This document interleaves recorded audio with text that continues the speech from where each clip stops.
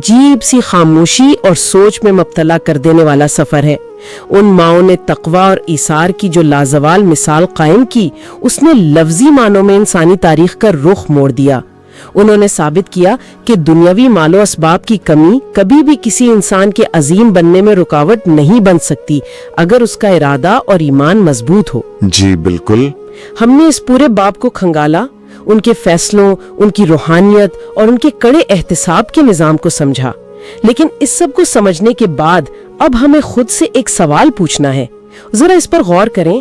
آج کے اس انتہائی مادی دور میں جہاں ہم اپنی زندگی کا ہر فیصلہ صرف اس بنیاد پر کرتے ہیں کہ اس سے ہمیں کیا فائدہ ملے گا، ہماری دولت میں کتنا اضافہ ہوگا یا ہماری سہولت کتنی بڑھے گی، کیا ہم اپنی روزمرہ کی زندگی میں اپنے رویوں میں اس قربانی، سادگی اور اعلیٰ اخلاق کی کوئی ایک چھوٹی سی جھلک بھی پیدا کر سکتے ہیں؟ یہ واقعی سوچنے کی بات ہے۔